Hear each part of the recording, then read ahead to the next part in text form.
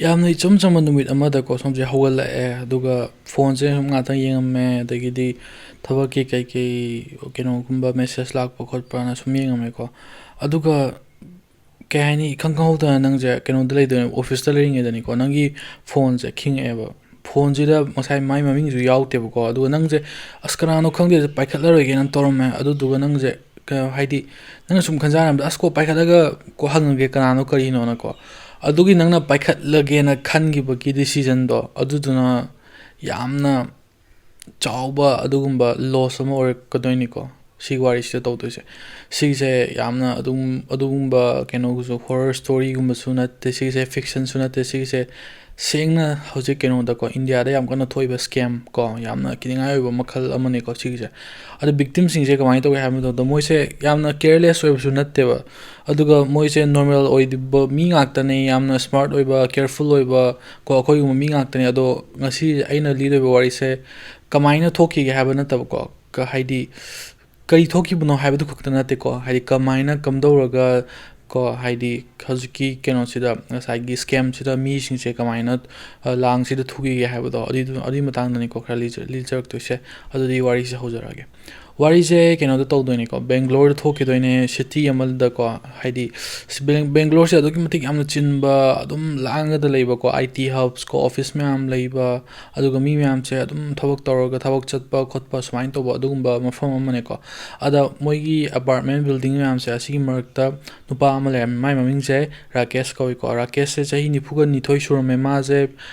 private finance company ꯑꯃꯗ ꯃꯥꯁꯦ ꯊꯕꯛ ꯇꯧꯕꯅꯦꯀꯣ ꯑꯗꯣ ꯃꯥ ꯄꯩꯁꯥ ꯅꯨꯡꯁꯥ ꯀꯩꯁꯨ ꯌꯥꯝ ꯀꯟꯅ ꯄꯥꯏꯕ ꯈꯣꯠꯄ ꯑꯗꯨꯁꯨ ꯅꯠꯇꯦ ꯑꯗꯨꯒ ꯃꯥꯁꯦ ꯌꯥꯝ ꯀꯟꯅ ꯀꯩ ꯍꯥꯏꯅꯤ ꯄꯩꯁꯥ ꯄꯥꯏꯗꯕꯒꯤ ꯑꯗꯨꯃꯥꯏꯅ ꯁ꯭ꯇ꯭ꯔꯒꯂꯤꯡ ꯇꯧꯔꯒ ꯂꯩꯕꯁꯨ ꯅꯠꯇꯦ ꯍꯥꯏꯗꯤ ꯏꯆꯝ ꯆꯝꯅ ꯃꯥꯁꯦ ꯁꯤꯝꯄꯜ ꯁ꯭ꯇꯦꯕꯜ ꯑꯣꯏꯅ ꯃꯥꯏ ꯂꯥꯏꯐꯁꯦ ꯑꯗꯨꯃꯥꯏꯅ ꯂꯩꯕ ꯑꯗꯨꯒꯨꯝꯕ ꯑꯃꯅꯦꯀꯣ ꯑꯗꯣ ꯃꯥ ꯅꯣꯡꯃ ꯑꯣꯐꯤꯁꯁꯤꯗ ꯂꯥꯛꯑꯦꯀꯣ ꯑꯣꯐꯤꯁꯁꯤꯗ ꯍꯥꯏꯗꯤ ꯂꯥꯛꯇꯣꯏꯅꯦ ꯑꯗꯨꯒ ꯀꯩꯅꯣ ꯇꯧꯕꯗꯣ ꯃꯥꯅ ꯉꯥꯛꯇꯪ ꯁꯨꯝ ꯃꯥꯏ ꯂꯦꯞꯇꯣꯞꯇꯣ ꯍꯥꯡꯗꯣꯛꯑꯅꯤ ꯑꯗꯣ ꯂꯦꯞꯇꯣꯞꯇꯨꯗ ꯀꯩꯅꯣ ꯇꯧꯕ ꯃꯥꯏ ꯑꯦꯛꯁꯦꯜ ꯁꯤꯠꯀꯥꯗꯣ ꯌꯦꯡꯗꯅ ꯈꯣꯠꯇꯅ ꯁꯨꯝ ꯂꯩꯔꯤꯉꯩ ꯃꯇꯝ ꯀꯣ ꯑꯗꯨꯒꯤ ꯃꯇꯝꯗꯅꯦ ꯅꯨꯃꯤꯠꯁꯦ ꯀꯩꯅꯣꯅꯦ ꯇ꯭ꯌꯨꯁꯗꯦꯅꯦꯀꯣ ꯄꯨꯡꯁꯦ 11:13 ꯆꯠꯄ ꯑꯗꯥꯏꯗꯅꯦꯀꯣ ꯑꯗꯣ ꯁꯤꯒꯤꯁꯦ ꯀꯩꯅꯣ ꯇꯧꯗꯣꯏꯅꯦꯕꯀꯣ ꯔꯥꯀꯦꯁꯁꯦ ꯃꯥꯁꯦ ꯊꯕꯛꯇ ꯂꯩꯔꯤꯉꯩꯗ ꯃꯥ ꯗꯦꯛꯁꯇ ꯐꯝꯃꯦ ꯂꯦꯞꯇꯣꯞꯁꯦ ꯍꯥꯡꯗꯣꯛꯑꯦ ꯃꯥꯏ ꯑꯦꯛꯁꯦꯜ ꯁꯤꯠ ꯀꯩꯀꯩꯗꯣ ꯑꯗꯨꯃꯥꯏꯅ ꯇꯧꯔꯒ ꯍꯥꯏꯗꯤ ꯌꯥꯝꯅ ꯑꯟꯌꯨꯖꯨꯋꯦꯜ ꯑꯣꯏꯕ ꯊꯕꯛ ꯑꯝꯇ ꯅꯠꯇꯦꯀꯣ ꯃꯥꯅ ꯇꯧꯔꯤꯁꯦ ꯌꯥꯝ ꯅꯨꯡꯇꯤꯒꯤ ꯑꯣꯐꯤꯁꯇ ꯂꯩꯕꯒꯤ ꯇꯧꯕ ꯊꯕꯛꯇꯨꯅꯦ ꯁꯨꯃꯥꯏꯅ ꯇꯧꯔꯤꯉꯩꯁꯤꯗ ꯃꯥꯒꯤ ꯐꯣꯟꯁꯦ ꯈꯤꯡꯉꯛꯑꯦꯕꯀꯣ ꯍꯥꯏꯗꯤ ꯐꯣꯟꯁꯦ ꯈꯤꯡꯉꯛꯄ ꯅꯠꯇꯕ ꯐꯣꯟꯁꯦ ꯑꯃ ꯚꯥꯏꯕ꯭ꯔꯦꯠ ꯇꯧꯕꯗꯨ ꯂꯩꯗꯅ ꯍꯥꯏꯗꯤ ꯑꯃ ꯔꯤꯡꯇꯣꯟ ꯈꯤꯡꯉꯛꯄ ꯅꯠꯇꯕ ꯑꯗꯨꯃꯥꯏꯅ ꯇꯧꯔꯦ ꯑꯗꯨꯀꯥꯟꯗ ꯐꯣꯟꯁꯤꯗ ꯃꯃꯤꯡꯁꯦ ꯁꯤꯁꯨ ꯀꯩꯅꯣ ꯇꯧꯋꯦꯕ ꯃꯃꯤꯡ ꯊꯥꯗꯦꯀꯣ ꯑꯗꯨꯒ caller I D true caller I D ꯀꯩꯀꯥ ꯑꯝꯇ ꯌꯥꯎꯗꯦꯀꯣ ꯑꯗꯨꯒ ꯍꯥꯏꯗꯤ ꯅꯝꯕꯔ ꯑꯃꯈꯛꯇꯪ ꯆꯣꯡꯊꯣꯛꯄꯀꯣ ꯐꯣꯟꯁꯦ ꯚꯥꯏꯕ꯭ꯔꯦꯠ ꯇꯧꯔꯛꯄ ꯃꯇꯝꯗ ꯑꯗꯣ ꯃꯥꯅ ꯑꯍꯥꯟꯕꯗ ꯈꯜꯂꯦ ꯍꯥꯏꯗꯤ ꯐꯣꯟꯁꯤꯕꯨ ꯄꯥꯏꯈꯠꯁꯤꯔꯥ ꯄꯥꯏꯈꯠꯂꯣꯏꯁꯤꯔꯥꯅ ꯑꯗꯣ ꯃꯥꯁꯦ ꯑꯁ ꯀꯩꯗꯧꯋꯤꯒꯦ ꯀꯣ ꯄꯥꯏꯈꯠꯂꯒꯦꯅ ꯄꯥꯏꯈꯠꯄꯅꯦꯕ ꯑꯗꯩ ꯃꯥꯅ ꯐꯣꯟꯁꯦ ꯄꯥꯏꯈꯠꯂꯦꯀꯣ ꯐꯣꯟꯁꯦ ꯄꯥꯏꯈꯠꯂꯦ ꯍꯜꯂꯣ ꯍꯥꯏꯌꯦ ꯑꯗꯨꯀꯥꯟꯗ ꯉꯥꯛꯇꯪꯗꯤ ꯀꯩꯝ ꯈꯨꯝꯃꯛꯇꯦꯕ ꯐꯣꯟꯁꯦ ꯍꯥꯏꯗꯤ ꯀꯩꯅꯣꯝꯃ ꯁꯨꯝ ꯃꯤꯅ ꯍꯜꯂꯣ ꯍꯥꯏꯔꯛꯄꯁꯦ ꯑꯁꯣꯝ ꯅꯥꯀꯥꯟꯗ ꯄꯥꯏꯈꯠꯂꯦ ꯍꯥꯏꯔꯒ ꯃꯣꯏ ꯃꯁꯦꯟ ꯉꯥꯡꯅꯕꯒꯤ ꯇꯥꯏꯞꯇꯀꯣ ꯑꯗꯨꯒ ꯑꯗꯨꯒꯤ ꯃꯇꯨꯡꯗ ꯀꯩꯅꯣ ꯑꯃꯅ ꯃꯈꯣꯟ ꯑꯃꯅ ꯍꯥꯏꯔꯛꯑꯦ ꯌꯥꯝꯅ ꯀꯥꯝ ꯑꯣꯏꯅ ꯌꯥꯝꯅ ꯏꯪ ꯇꯞꯅꯀꯣ ꯌꯥꯝꯅ ꯀꯩ ꯍꯥꯏꯅꯤ ꯄ꯭ꯔꯣꯐꯦꯁꯅꯦꯜꯒ ꯑꯣꯏꯅ ꯍꯥꯏꯔꯛꯑꯦ ꯍꯜꯂꯣ ꯂꯥꯏꯛ ꯑꯦꯝ ꯑꯥꯏ ꯁ꯭ꯄꯤꯀꯤꯡ ꯇꯨ ꯔꯥꯀꯦꯁ ꯁꯔꯃ ꯑꯩꯁꯦ ꯔꯥꯀꯦꯁ ꯁꯔꯃꯒ ꯍꯧꯖꯤꯛ ꯋꯥꯔꯤ ꯁꯥꯟꯅꯔꯤꯕ꯭ꯔꯥ ꯈꯣꯠꯄ꯭ꯔꯥ ꯑꯗꯨꯃꯥꯏꯅ ꯍꯪꯉꯦ ꯑꯗꯨꯀꯥꯟꯗ ꯁꯤꯁꯦ ꯌꯥꯝꯅ ꯀꯩ ꯍꯥꯏꯅꯤ ꯍꯦꯛ ꯇꯥꯕ ꯃꯇꯝꯗ ꯃꯤ ꯑꯃꯅ ꯀꯩꯒꯨꯝꯕ ꯅꯪꯒꯤ ꯅꯃꯤꯡꯁꯦ ꯅꯪꯒꯤ ꯁꯔꯅꯦꯝꯒ ꯌꯥꯎꯅ ꯃꯤꯡꯁꯦ ꯄꯜꯂꯛꯄ ꯇꯥꯔꯗꯤ ꯁꯣꯝꯁꯦ ꯑꯦꯂꯔꯠ ꯆꯥꯏꯗꯅ ꯑꯗꯨꯒꯤ ꯄꯣꯠꯇꯨꯅꯦꯕ ꯃꯣꯏ ꯍꯦꯛ ꯍꯧꯕꯗꯒꯤ ꯃꯣꯏꯁꯦ ꯁ꯭ꯀꯦꯝꯁꯤ ꯀꯩꯅꯣ ꯍꯦꯛ ꯍꯧꯕꯗꯒꯤ ꯑꯗꯨꯝ ꯃꯣꯏꯒꯤ ꯃꯦꯊꯠꯁꯦ ꯁꯤꯗꯒꯤ ꯍꯧꯔꯕꯅꯦꯕ ꯍꯦꯛ ꯐꯣꯟ ꯀꯩꯅꯣ ꯇꯧꯕ ꯍꯧꯕꯁꯤꯗꯒꯤ ꯁꯤꯁꯦ ꯍꯦꯛ ꯃꯤ ꯑꯃꯅ ꯀꯩꯒꯨꯝꯕ ꯁꯣꯝꯒꯤ ꯃꯤꯡꯁꯦ ꯁꯔꯅꯦꯝꯒ ꯄꯜꯂꯛꯄ ꯇꯥꯔꯒꯗꯤ ꯑꯗꯨꯁꯨ ꯁꯣꯝꯅ ꯈꯪꯗꯕ ꯃꯤ ꯑꯃꯅꯀꯣ ꯑꯗꯨ ꯇꯥꯔꯗꯤ ꯁꯣꯝꯁꯦ ꯑꯦꯇꯦꯟꯁꯟ ꯑꯃ ꯆꯥꯏꯗꯅ ꯍꯥꯏꯗꯤ ꯀꯩꯅꯣ ꯑꯩꯒꯤ ꯃꯤꯡꯁꯤꯕꯨ ꯀꯃꯥꯏꯅ ꯈꯪꯉꯤꯅꯣ ꯈꯣꯠꯂꯤꯅꯣꯅ ꯑꯗ ꯃꯥꯅ ꯍꯥꯏ ꯃꯥꯅꯦ ꯀꯩꯅꯣꯅꯦ ꯑꯩ ꯔꯥꯀꯦꯁꯅꯦ ꯈꯣꯠꯅꯦ ꯀꯩꯅꯣ ꯇꯧꯔꯒ ꯑꯗꯨꯅꯦ ꯍꯥꯏ ꯑꯗꯨꯀꯥꯟꯗ ꯁꯣꯝ ꯅꯥꯀꯟꯒꯤ ꯐꯣꯟꯒꯤ ꯃꯤꯁꯤꯡꯁꯤꯅ ꯍꯥꯏꯔꯛꯑꯦ ꯑꯩꯈꯣꯏ ꯁꯥꯏꯕꯔ ꯀ꯭ꯔꯥꯏꯝ ꯗꯤꯄꯥꯔꯠꯃꯦꯟꯗꯒꯤ ꯐꯣꯟꯁꯦ ꯇꯧꯔꯛꯄꯅꯦꯅ ꯍꯥꯏ ꯑꯗꯨꯀꯥꯟꯗ ꯁꯤꯒꯤꯁꯦ ꯀꯩ ꯍꯥꯏꯅꯤ ꯌꯥꯝꯅ ꯀꯟꯐꯤꯗꯦꯟ ꯑꯣꯏꯅꯒ ꯍꯥꯏꯔꯛꯄꯗꯣ ꯁꯥꯏꯕꯔ ꯀ꯭ꯔꯥꯏꯝ ꯗꯤꯄꯥꯔꯠꯃꯦꯟꯗꯒꯤ ꯀꯣꯜ ꯇꯧꯔꯛꯄꯅꯦ ꯈꯣꯠꯄꯅꯦꯒ ꯇꯧꯔꯒ ꯑꯗꯨꯒ ꯃꯣꯏꯁꯦ ꯌꯥꯝꯅ ꯑꯣꯐꯤꯁꯤꯌꯦꯜ ꯃꯥꯜꯂꯦꯀꯣ ꯍꯥꯏꯗꯤ ꯋꯥ ꯉꯥꯡꯕ ꯈꯣꯠꯄꯁꯦ ꯀꯩꯅꯣ ꯌꯥꯝꯅ ꯍꯦꯛ ꯇꯥꯕ ꯃꯇꯝꯗ ꯑꯣꯐꯤꯁꯤꯌꯦꯜ ꯄ꯭ꯔꯣꯐꯦꯁꯅꯦꯜꯁ ꯃꯤꯈꯩꯅ ꯉꯥꯡꯕꯗꯣ ꯑꯗꯨꯃꯥꯏꯅ ꯇꯧꯋꯦ ꯑꯗꯨꯒ ꯃꯣꯏꯁꯦ ꯁ꯭ꯀꯦꯃꯔꯁꯤꯡꯅ ꯌꯥꯝꯅ ꯉꯥꯡꯕꯒꯤ ꯁ꯭ꯇꯥꯏꯜ ꯀꯣꯟ ꯑꯥꯔꯇꯤꯁꯀꯨꯝꯕ ꯂꯩꯗꯅ ꯌꯥꯝꯅ ꯍꯩꯊꯣꯏ ꯁꯤꯡꯊꯣꯏꯔꯕ ꯑꯗꯨꯒꯨꯝꯕ ꯁ꯭ꯀꯦꯃꯔ ꯉꯥꯛꯇꯅꯤꯀꯣ ꯑꯣꯏꯗꯣꯏꯁꯦ ꯑꯗꯣ ꯔꯥꯀꯦꯁꯁꯤꯅ ꯍꯥꯏꯐꯦꯠ ꯈꯟꯖꯥꯟꯅꯔꯒ ꯃꯥꯁꯦ ꯍꯥꯏꯌꯦꯀꯣ ꯁꯥꯏꯕꯔ ꯀ꯭ꯔꯥꯏꯝ ꯍꯥꯏꯕ ꯍꯥꯏꯗꯤ ꯑꯗꯨꯗꯤ ꯀꯃꯥꯏꯅ ꯍꯥꯏꯗꯤ ꯑꯩꯉꯣꯟꯗ ꯁꯥꯏꯕꯔ ꯀ꯭ꯔꯥꯏꯝꯒꯤ ꯃꯣꯏꯒꯤ ꯑꯣꯐꯤꯁꯤꯌꯦꯜꯁꯤꯡꯁꯤꯅ ꯐꯣꯟꯁꯦ ꯀꯩꯗꯧꯕ ꯇꯧꯔꯛꯇꯣꯏꯅꯣ ꯁꯤꯅ ꯃꯥꯅ ꯈꯜꯂꯤꯁꯦ ꯑꯗꯨꯀꯥꯟꯗ ꯃꯣꯏꯅ ꯍꯥꯏꯔꯤꯁꯦ sir your number has been link to a financial fraud case ꯍꯥꯏꯗꯤ ꯁꯣꯝꯒꯤ ꯐꯣꯟ ꯅꯝꯕꯔꯁꯦ ꯑꯗꯨꯒꯨꯝꯕ ꯀꯩꯅꯣꯒꯤ ꯄꯩꯁꯥ ꯅꯨꯡꯁꯥꯒꯤ ꯑꯗꯨꯒꯨꯝꯕ ꯃꯤꯉꯣꯟꯗꯒꯤ ꯀꯩ ꯍꯥꯏꯅꯤ ꯂꯥꯟꯅꯀꯣ ꯄꯩꯁꯥ ꯅꯨꯡꯁꯥ ꯂꯧꯊꯣꯛꯎꯕ ꯈꯣꯠꯂꯨꯕ ꯑꯗꯨꯒꯨꯝꯕ ꯐ꯭ꯔꯣꯗꯀꯤꯀꯣ ꯑꯣꯏꯗ ꯄꯥꯗꯕ ꯀꯦꯁꯀꯣ ꯑꯗꯨꯒꯨꯝꯕꯗ ꯁꯣꯝꯒꯤ ꯅꯝꯕꯔꯁꯦ ꯀꯩꯅꯣ ꯇꯧꯔꯦ ꯂꯤꯡꯛ ꯇꯧꯔꯦ ꯌꯥꯎꯔꯦ ꯈꯣꯠꯂꯦ ꯍꯥꯏꯔꯦ ꯑꯗꯨꯀꯥꯟꯗ ꯃꯥꯁꯦ ꯉꯥꯛꯇꯪ ꯁꯣꯛ ꯆꯥꯏꯀꯣ ꯑꯗꯨꯀꯥꯟꯗ ꯃꯥꯒꯤ ꯀꯩ ꯍꯥꯏꯅꯤ ꯀꯩꯅꯣꯁꯤꯅ ꯃꯥꯏ ꯃꯀꯣꯛꯁꯤꯅ ꯉꯥꯛꯇꯪ ꯈꯟꯖꯥꯅꯤ ꯐ꯭ꯔꯣꯗ ꯍꯥꯏꯕ ꯑꯗꯨ ꯀꯔꯝꯕ ꯐ꯭ꯔꯣꯗ ꯔꯥꯀꯦꯁꯁꯦ ꯍꯥꯏꯐꯦꯠ ꯅꯣꯛꯑꯦꯀꯣ ꯍꯥꯏꯗꯤ ꯀꯩꯅꯣꯒꯤ ꯌꯥꯝꯅ ꯀꯩꯅꯣ ꯇꯧꯕꯒꯤ ꯅꯣꯛꯅꯤꯡꯕꯒꯤ ꯃꯥꯅ ꯍꯥꯏꯔꯛꯄꯗꯣ ꯅꯣꯛꯄ ꯅꯠꯇꯦ ꯍꯥꯏꯗꯤ ꯁꯤꯆꯨꯋꯦꯁꯟꯗꯣ ꯃꯥꯅ ꯀꯩ ꯍꯥꯏꯅꯤ ꯀꯅꯦꯛ ꯇꯧꯕ ꯉꯝꯗꯕꯗꯣ ꯑꯗꯨꯒꯤ ꯍꯥꯏꯐꯦꯠ ꯅꯣꯛꯑꯒ ꯀꯔꯝꯕ ꯐ꯭ꯔꯣꯗꯅꯣ ꯍꯥꯏꯁꯤꯕꯨ ꯍꯥꯏꯗꯤ ꯑꯩꯅ ꯈꯟꯕꯗ ꯁꯣꯝꯁꯦ ꯑꯗꯨꯒꯨꯝꯕ ꯃꯤ ꯑꯣꯟꯅꯕ ꯃꯥꯜꯂꯦ ꯐꯣꯟ ꯇꯧꯔꯛꯏꯁꯦ ꯈꯣꯠꯂꯛꯏꯁꯦ ꯍꯥꯏꯀꯣ ꯑꯗꯨꯀꯥꯟꯗ ꯉꯁꯥꯏꯒꯤ ꯀꯩꯅꯣꯈꯩꯗꯨꯅ ꯃꯣꯏꯒꯤ ꯄ꯭ꯔꯣꯐꯦꯁꯅꯦꯜꯁꯤꯡꯗꯨꯅ ꯍꯥꯏꯔꯦ ꯁꯤꯒꯤꯁꯦ ꯌꯥꯝꯅ ꯁꯤꯔꯤꯌꯁ ꯑꯣꯏꯕ ꯃꯦꯇꯔ ꯑꯃꯅꯦ ꯑꯗꯨꯅ ꯁꯣꯝ ꯑꯩꯈꯣꯏꯅ ꯍꯥꯏꯔꯛꯇꯧꯔꯤꯕ ꯍꯧꯖꯤꯛ ꯃꯊꯪ ꯏꯟꯐꯣꯔꯃꯦꯁꯟ ꯃꯌꯥꯝ ꯑꯃ ꯁꯣꯝꯗ ꯄꯤꯔꯛꯀꯅꯤ ꯑꯗꯨꯗ ꯏꯟꯇꯔꯞ ꯇꯧꯔꯛꯀꯅꯣ ꯈꯣꯠꯂꯛꯀꯅꯣꯅ ꯍꯥꯏꯔꯦꯀꯣ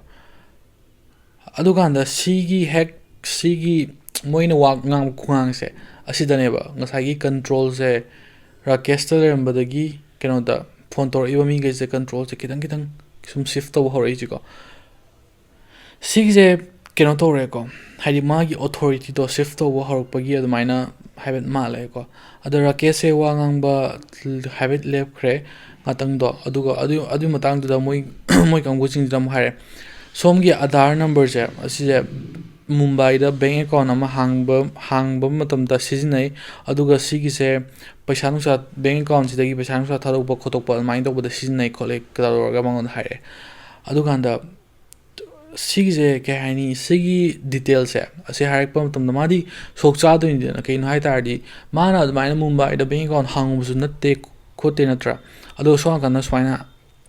ꯃꯤꯈꯩꯗꯨꯅ ꯍꯥꯏꯔꯛꯄ ꯃꯇꯝꯗ ꯃꯥꯁꯦ ꯀꯟꯐ꯭ꯌꯨꯖꯟ ꯑꯃ ꯆꯥꯔꯦꯕ ꯍꯥꯏꯗꯤ ꯃꯨꯝꯕꯥꯏ ꯍꯥꯏꯕ ꯑꯩꯗꯤ ꯃꯐꯝꯗꯨꯗ ꯑꯃꯨꯐꯥꯎ ꯆꯠꯇ꯭ꯔꯤ ꯈꯣꯠꯇ꯭ꯔꯤ ꯑꯗꯨꯃꯥꯏꯅ ꯃꯥꯁꯦ ꯍꯥꯏꯒꯦ ꯇꯧꯕ ꯑꯗꯨꯀꯥꯟꯗ ꯁꯣꯝ ꯅꯥꯀꯟꯒꯤ ꯃꯤꯈꯩꯁꯤꯅ ꯌꯥꯝ ꯄ꯭ꯔꯣꯐꯦꯁꯅꯦꯜ ꯑꯣꯏꯅꯒ ꯍꯥꯏꯔꯛꯇꯣꯏꯅꯤꯀꯣ ꯍꯥꯏꯗꯤ sir please cooperate this call is being recorded ꯀ ꯍꯥꯏꯔꯀꯣ ꯍꯥꯏꯗꯤ ꯁꯔ ꯁꯣꯝ ꯀꯣꯑꯣꯄꯔꯦꯠ ꯇꯧ ꯐꯖꯅ ꯀꯣꯜꯁꯦ ꯍꯧꯖꯤꯛ ꯔꯦꯀꯣꯔꯠ ꯇꯧꯔꯤꯕꯅꯤ ꯈꯣꯠꯂꯤꯕꯅꯤꯒ ꯍꯥꯏꯀꯣ ꯑꯗꯨꯀꯥꯟꯗ ꯔꯦꯀꯣꯔꯠ ꯍꯥꯏꯕ ꯋꯥꯔꯗꯁꯤ ꯍꯦꯛ ꯇꯥꯕ ꯃꯇꯝꯗ ꯁꯣꯝ ꯅꯥꯀꯟ ꯀꯩ ꯍꯥꯏꯅꯤ ꯌꯥꯝꯅ ꯁꯦꯡꯕ ꯑꯗꯨꯒꯨꯝꯕ ꯃꯣꯏꯒꯤ ꯀꯩꯅꯣꯒꯨꯝꯕ ꯃꯥꯜꯂꯤꯗꯅ ꯄ꯭ꯔꯣꯐꯦꯁꯅꯦꯜ ꯑꯣꯏꯕ ꯑꯩꯈꯣꯏꯅ ꯀꯩꯅꯣꯒꯨꯝꯕ ꯑꯦꯃꯥꯖꯣꯟꯗꯕꯨ ꯑꯣꯏꯔꯦ ꯑꯃꯗꯕꯨ ꯑꯣꯏꯔꯦ ꯀꯁꯇꯃꯔ ꯀꯦꯌꯔꯒꯤ ꯑꯗꯨ ꯐꯣꯟ ꯇꯧꯕ ꯃꯇꯝꯗ ꯃꯣꯏ ꯔꯦꯀꯣꯔꯠ ꯇꯧꯔꯤ ꯈꯣꯠꯂꯤ ꯀ ꯍꯥꯏꯔꯛꯇ꯭ꯔꯣ ꯑꯗꯨꯃꯥꯏꯅ ꯇꯧꯔꯒ ꯍꯥꯏꯗꯤ ꯃꯣꯏꯁꯤꯡꯁꯤꯅ ꯀꯩꯅꯣ ꯃꯥꯟꯅꯕꯀꯣ ꯑꯗꯨꯝ ꯄ꯭ꯔꯣꯐꯦꯁꯅꯦꯜ ꯃꯥꯟꯅꯕ ꯑꯁꯦꯡꯕ ꯃꯥꯟꯅꯕ ꯍꯣꯠꯅꯔꯤꯅꯦꯕ ꯁꯣꯝ ꯅꯥꯀꯟꯗ ꯔꯥꯀꯦꯁꯁꯦ ꯁꯥꯟꯅꯕ ꯍꯧꯔꯛꯏꯅꯦꯕ ꯔꯥꯀꯦꯁꯀꯤ ꯃꯥꯏꯟꯁꯦ ꯇꯞꯅ ꯁꯨꯃꯥꯏꯅꯀꯣ ꯃꯣꯏꯅ ꯃꯦꯅꯤꯄꯨꯂꯦꯠ ꯇꯧꯕ ꯍꯧꯔꯛꯏꯅꯦꯕꯀꯣ ꯑꯗꯨꯒ ꯀꯩꯅꯣ ꯇꯧꯋꯦ ꯔꯥꯀꯦꯁꯁꯤꯅ ꯌꯥꯝ ꯄꯥꯈꯠꯄ ꯍꯧꯔꯦ ꯃꯥꯁꯦꯀꯣ ꯑꯅꯛ ꯑꯣꯏꯗꯤ ꯀꯣꯌꯦꯡ ꯌꯦꯡꯉꯦ ꯑꯗꯨꯀꯥꯟꯗ ꯀꯩꯅꯣꯝꯃ ꯇꯧꯔꯦ ꯍꯥꯏꯗꯤ ꯃꯊꯪꯗ ꯃꯣꯏꯅ ꯍꯥꯏꯔꯛꯇꯣꯏꯁꯦ ꯀꯩꯅꯣ ꯍꯥꯏꯕ ꯃꯇꯝꯗ ꯌꯥꯝꯅ ꯀꯩꯅꯣ ꯇꯧꯕ ꯄꯣꯠ ꯑꯃ ꯍꯥꯏꯔꯛꯇꯣꯏꯅꯤꯀꯣ ꯃꯣꯏꯅ ꯍꯥꯏꯔꯛꯇꯣꯏꯁꯦ sir we help issue a digital address notice under your name ꯁꯣꯝꯁꯦ ꯍꯧꯖꯤꯛ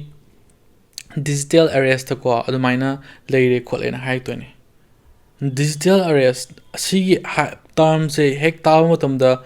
ꯌꯥꯝꯅ ꯑꯗꯨꯒꯨꯝꯕ ꯁꯣꯛ ꯆꯥꯕ ꯀꯤꯅꯤꯡꯉꯥꯏ ꯑꯣꯏꯕ ꯇꯥꯝ ꯑꯃꯁꯨꯅꯦꯕ ꯅꯠꯇ꯭ꯔꯀꯣ ꯑꯗꯨꯗ ꯃꯥꯅ ꯍꯥꯏꯔꯛꯇꯣꯏꯅꯦ ꯔꯥꯀꯦꯁꯅ ꯍꯥꯏꯗꯣꯏꯅꯦ ꯀꯩꯅꯣ ꯗꯤꯖꯤꯇꯦꯜ ꯑꯔꯦꯁ ꯍꯥꯏꯕꯨ ꯀꯩꯅꯣ ꯍꯥꯏꯔꯛꯇꯣꯏꯅꯦ ꯑꯗꯨꯒ ꯃꯥꯒꯤ ꯃꯈꯣꯟꯁꯦ ꯍꯧꯖꯤꯛ ꯈꯔ ꯇꯞꯅ ꯌꯥꯅꯤ ꯀꯤꯕ ꯈꯣꯠꯄ ꯑꯗꯨꯃꯥꯏꯅ ꯇꯧꯔꯒ ꯃꯥꯁꯦ ꯍꯧꯔꯛꯑꯦꯀꯣ ꯑꯗꯨꯕꯨ ꯁꯣꯝ ꯅꯥꯀꯟꯒꯤ ꯃꯤꯈꯩꯁꯤꯗꯤ ꯍꯦꯛꯇ ꯃꯈꯣꯟꯒꯁꯦ ꯌꯥꯝꯅ ꯀꯥꯝ ꯑꯣꯏꯅ ꯄ꯭ꯔꯣꯐꯦꯁꯅꯦꯜꯒꯤ ꯇꯥꯏꯞꯇ ꯍꯦꯛꯇ ꯑꯗꯨꯝ ꯁꯣꯝ ꯅꯥꯀꯟꯗꯅ ꯔꯥꯀꯦꯁꯁꯦ ꯀꯩꯅꯣ ꯇꯧꯕ ꯍꯧꯔꯛꯑꯕꯅꯦꯀꯣ ꯗꯤꯖꯤꯇꯦꯜ ꯑꯦꯔꯦꯁ ꯍꯦꯛ ꯍꯥꯏꯔꯨꯕꯗꯒꯤꯗꯤ ꯑꯗꯨ ꯃꯇꯝꯗꯨꯗ ꯁꯣꯝ ꯅꯥꯀꯟꯒꯤ ꯃꯤꯈꯩꯁꯤꯅ ꯑꯃꯨꯛ ꯍꯥꯏꯔꯛꯏꯅꯦ sir if you cooperate we can resolve this without physical address ꯍꯥꯏꯔꯒꯀꯣ ꯀꯩꯅꯣ ꯍꯧꯖꯤꯛꯇ ꯗꯤꯖꯤꯇꯦꯜ ꯑꯦꯔꯦꯁ ꯍꯥꯏꯔꯝꯃꯒ ꯐꯤꯖꯤꯀꯦꯜ ꯑꯦꯔꯦꯁ ꯑꯃꯨꯛ ꯌꯧꯈ꯭ꯔꯦꯀꯣ ꯍꯥꯏꯗꯤ ꯃꯣꯏꯅ ꯍꯥꯏꯁꯦ ꯁꯔ ꯁꯣꯝ ꯅꯥꯀꯟ ꯁꯔ ꯅꯣꯏꯅ ꯀꯩꯒꯨꯝꯕ ꯀꯣꯑꯣꯄꯔꯦꯠ ꯐꯖꯅ ꯇꯧꯔꯒꯗꯤ ꯁꯣꯝꯁꯦ ꯐꯤꯖꯤꯀꯦल ꯑꯦꯔꯦꯁ ꯀꯣ ꯃꯤ ꯂꯥꯛꯑꯒ ꯄꯨꯂꯤꯁ ꯂꯥꯛꯑꯒ ꯈꯣꯠꯂꯒ ꯐꯥꯕ ꯈꯣꯠꯄ ꯑꯗꯨꯗꯒꯤ ꯀꯟꯕ ꯌꯥꯒꯅꯤ ꯈꯣꯠꯀꯅꯤ ꯑꯗꯨꯅ ꯁꯣꯝꯁꯦ ꯐꯖꯅ ꯀꯣꯑꯣꯄꯔꯦꯠ ꯇꯧꯕꯤꯔꯣ ꯈꯣꯠꯂꯣ ꯑꯩꯈꯣꯏꯅ ꯀꯣꯜ ꯇꯧꯔꯛꯄꯁꯤꯗ ꯈꯣꯠꯄꯁꯦ ꯐꯖꯅ ꯍꯥꯏꯔꯦ ꯑꯗꯨꯀꯥꯟꯗ ꯁꯤꯒꯤ ꯄꯣꯠꯁꯦ ꯀꯩ ꯍꯥꯏꯅꯤ ꯐꯤꯖꯤꯀꯦꯜ ꯑꯦꯔꯦꯁ ꯍꯥꯏꯕꯁꯦ ꯌꯥꯝꯅ ꯃꯤ ꯃꯃꯥꯡꯗꯁꯨ ꯀꯤꯗꯅ ꯍꯥꯏꯗꯤ ꯁꯣꯝꯁꯦ ꯍꯧꯖꯤꯛ ꯑꯣꯐꯤꯁꯇ ꯂꯩꯔꯤꯅꯤ ꯑꯗꯒꯤꯗꯤ ꯃꯤ ꯀꯩꯅꯣ ꯄꯨꯂꯤꯁꯀꯩ ꯂꯥꯛꯑꯒ ꯈꯣꯠꯂꯒ ꯅꯪꯁꯦ ꯑꯦꯔꯦꯁ ꯇꯧꯕ ꯈꯣꯠꯄ ꯍꯥꯏꯁꯦ ꯃꯥꯒꯤꯁꯨ ꯆꯣꯞꯅꯤꯡꯉꯥꯏ ꯑꯣꯏꯅꯤ ꯑꯗꯒꯤꯗꯤ ꯃꯤꯈꯩꯁꯦ ꯃꯤ ꯋꯥ ꯉꯥꯡꯅꯅꯤꯡꯉꯥꯏ ꯑꯗꯨꯝ ꯂꯩꯔꯕꯅꯦꯕ ꯍꯥꯏꯗꯤ ꯁꯣꯝꯅ ꯊꯕꯛꯁꯦ ꯑꯆꯨꯝꯕ ꯇꯧꯔꯒ ꯃꯣꯏꯅ ꯂꯥꯟꯅ ꯑꯦꯔꯦꯁ ꯇꯧꯕ ꯇꯥꯔꯒꯁꯨ ꯑꯗꯨꯝ ꯁꯣꯝꯁꯦ ꯄꯨꯂꯤꯁ ꯂꯥꯛꯑꯒ ꯐꯥꯒꯦ ꯈꯣꯠꯀꯦ ꯍꯥꯏꯔꯒ ꯑꯗꯨꯝ ꯃꯥꯒꯤ ꯑꯃ ama leidana kay haini image to adudo mana haidi pakhat ba hore ba mo mi je kay haini tapna sum ko haidi ahambada kaimta keno lem da postagi mana kidang noktho ubudo aduda serious chahan ba mo adagi di tamataran details kara piraga ma mo ki han ba adagi ki budu amuk hena amuk ki halak pa ko admai doroga moina rakesh sana bone horei je adora kese pakhat pa hore soran kanda ma office ta lei tar chu mai makok chidi ko ma kai do ma yogra bari ma ki bose sum hora bane ko magi keno se entire focus se hojik phone da ma je focus se lei bane ko adu kanda keno sing jina hojiki phone si dagi amok keno makha ta na moina harak puse sir for verification purpose we need you to come on a video call hareko ID verification to nabagi namakta somje hojik video call amada lakpiro kholo akoina video call gi link to tharakani kholakani aduga som video call do join to wiro kholo hai aduga na ma je ahamba kitang chingne ko video call hai ba khotpa main torga haidi sije mana chingna bodu bodu som kanda mo hai ko haidi sir if you do not cooperate we will proceed with immediate physical arrest haidi Sona karigumba video call to bokotpa sumasida corporate fazana to wita taragari to birak taba taragadi akoi hoju digital arrest tagi physical arrest to no bagina tami tha thajaragi kolage hai ko adugana si arrest ek tabada ma je ke hani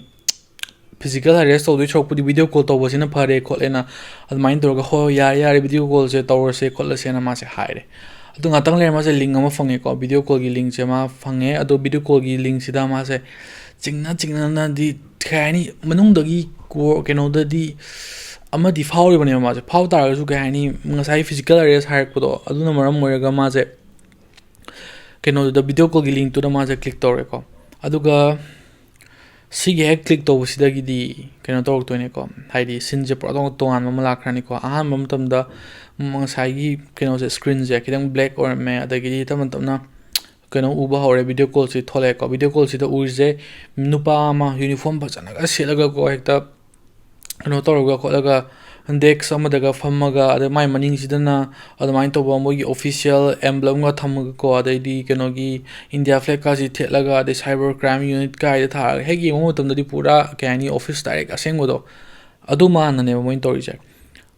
haidi hegi mo tam da chingna ngai ba odo hegi yam man bado aduga sai camera sida munanga yam serious over face to ko nok to with expression ga jab to pide with hire ga mana Rakesh Sharma ga hire ko aduga Rakesh na mani sir ga swang ga to aduga yengo mana sir haise Rakesh na ko siri yengo mana sir haise ke no thajar bane ba madi sona kanda cyber crime unit ne khotne hai tori ba moina sanari ba ek aduga moina tori ba pa keno to yamana ba sili do adu rakesh thajar bane ba mai ma kok sida di sigise yamna icham chom ba call ama natra bani ko si pot se amna kaini ma je adum scam da channel khole ha di pakhat laga ma je maina to bu je hora bane adagi di moina hai nang namai do phachana ulo kholo na adu rakesh na mai phone je phachana thamaga kholaga keno toroga mai keno je masak je phachana camera da ta na ba khono ban tawe adu ma khut ka chi ma sneak pa hora bane ko thok nik pa mai hora bane adai di good moina hai is good now listen carefully you are under digital surveillance nangje hojik digital gi oiba adu surveillance ko adu makha da lai bane nong phajana khoina habse tawro kholo na hai ko adu ganda moina hai say we have evidence that your identity has been used in illegal transactions akhoi gi inakta evidence me amada re somgi akhoi keno je identity se ko somgi aadhar card ki adugumba keno me information me am ko sidagi bank account hanga kholaga adugumba keno illegal oiba transactions ko pisang sa thana khotba me am si towe kholena akhoi gi inakta loina hojik evidence lere kholena moina swine hai hore adu ganda kesna sir I don't hide I to the admain to how high to busi ko moina kan haije amta somna kan jam somje of the yet pira no khola no koina to loina evidence lere bane kholam ne do not interrupt na hare adu ganda moina hai buse amna mana khona hai ko chira ke sum ke to hore ko masa je ngakthok chobje masu lep pa hore aduga si ke no se ke no ha mata mana hek ke no ma hai to mo to mo sina dum ke no to re ba hai dum ma gi ke no se mana hai buse dum to kak pi to amain to ram ne ko adagidi mana sumai hare from this moment you are not allowed to disconnect this call hare hari sigi keno da hajik tagidi somna kanna phone je kaktat pasunga ya roi kholoroi makha tar ko sing jide khoi loina manage to ge kholage sumai hare ko adukan rakesh se ma je shok sa ne ma je lengu phawungam der adu my cameras da ma je adum keno toroga haidi camera je on toroga thamu kholo na moi instruction se mathang mathang piba hore ko haidi sigi je hek keno to bottom da yamna kahani yamna ve situation se adu kimdik serious situation among way ko adagidi mana keno to we haidi mana kaisum to de khote na haibado ado hairo tamda my voice is my khon ji amna tapbaga yamna ma hekta nijabagi tap to ko haid mi sing du na mango da maina direct nam grabane ba haid nang na mai to evidence ko de leire khole da ko adagidi ado mana da maina ga sir ai kim to de khote ga tum haijai do tar soma kan sina adum kena to hore ko yet pa khot do thad pa hore my word se adagidi moina haije kayum somjina innocent no batara cooperate to natraga di akhoi gi keno sina akhoi team dagi mi thar ani kholani hajik nang immediate arrest to no ko na ba na hai ko aduganda magi makok sita ko wana khali je kai khan ge habam tam da arrest to bula di magi office ta riba colleagues mayam adai di police changak pa adai di handcuff no ma ma khutta ga phajin ma khujin adu ma adu humiliation oi ga da mayam do adu he khan ma da ma je sarai cooperate tor ge kholagi na mai nam hai ko adai di ahan ba da sumaina kena torom da gi tam na situation se loina kena sing jina moina kan gi call tor video call tor mi se asigi makhuta loi legre ko adai di moina haire hojik verification to ba horani kholani ko admaina haire ko adai call je adum chathari ko minute mathang sum hogra bane call je kusila bane call ji jo adai di ngatang le matung da yamna keno to bo pot ama hora doi ne ko hairi manipulation gi thak awang mom ka hat pa hora den adi moina haik tu se hojik pasang sa gi wari am to to ko moina haik tu se ma je keno to doni nang id do lo kholo hai ko nangi pan card to lo kholo adu nang camera do keno to ro soma kanda nang akoi bida kan khana le re na yeng lo kholo hai adu kanda akoi bida kan antas leite ko adagi thi ada moina hai se kanamta da hojik nang inform to boya de sigi poche investigation chathari bani sigi poche haidi akoi sum nakan anakan ani mukta gi yanaraga main chathari be investigation amani surveillance camera loina hojik record tori bani adu sigi poche am important report amani hai adu kan ma je hojik keno tor bane ba magi friend am taga manak tu leitre bane pura isolated toroga thamaga ko amaina maje keno toroga friend am ta su yaw tan co-worker am ta family member am ta natte ko mathanda lega maje admaina moina pura kihallaga mangonda gi hojik keno ma khudong chawal lokhung no honok tene ong to doise aduganda pungje 11:30 tarambadagi pung 12 tare 12 dagi 12 makhai tasale ko pung ani muk sure aduganda rakesh sungai lengde ma chak chadr bane adagi di ma se keno tasengna ka mi je sum call amula kuimana thama azuma call je loining bodo adu phoroidana aduganda mana akhoi je keno torom daida thawak ama horga thawak si loram dai sa tawselaga ama sakta loseladi are haiga tawbodo adugi phimum do adu bo lak na mo je khonari ne moi mental sida ko aduganda magi ma se mai ma koksta loop ama chatlaga leire ba hai ma se hojik keno toroga leire bani ma se hojik yam klong thiba adugumba phimum da leire bani adu ma klong thiba phimum je ma fix to bu yaga ni kari gumba ina cooperate phajana torogadi kholagadi haiga ma se mathang kai to godagi khotkege mayam do adu loina ma se keno toroga khallaga mai leire bani ko adukan moi gi investigation di som kana to bo sasin dari bani kana ko adu rakesh da moi hai se a case se koi hojik senior investigation officer am da hoi transfer torogi kholagi no mai na mo hai hore ko adu screen je keno toroga khape kandang aduga keno toroga atopa mi du pan jo join tore ko mana khara su hanoi ko aduga hege mo da serious su yamna male hana serious ram sidagi mol se amko hena mo serious oi ko adagi di yamna hege mo tam da man do main tore situation ji aduki matik hojikti yamna keno chaw adu problem amal ki investigation to baga male authority aduganda haidi moina ga hangai ko nangsi case kya muk yamna keno luba case no khangba khotpa ga hare ko aduganda case ne tumina khangi an mai thor ga kholaga hare adaidi sigi case kena si case gi makara nangi account se nang frozen toba yarabani aduga nang chahi taret phoba jail de leba yabani gaina adamaina moina threaten toba hora abane ba aduga chahi taret haidi sang ro matam ni dana adani mana kari su toba na tin si pochina ga yani mi ngonda ki hen ba do adune moin to hore se adaidi kari gumba akoina ki akoi se haidi mi haina ba leidana sawring da decision loganu khokanu haiga haina ba leiko sawring da logo decision je yam ran roi gali khokali hada go adu ki ngai da logo decision sina amuka hele ko torise adagidi adu matung moi hare adubu kaino madi adu gino thoba yai khole pe ha kan moina soina ha ko sida rakesh na adu kari torogadi ai kaino situation je hojik kaino toba ya doino khotoino haidi digital arrest toba se kan thokpa ya doino khotoino aina kari su arana toba na te aduna kari torogadi ya gani khokane na moida kaino hangbuda horeine ko adu kan moina ha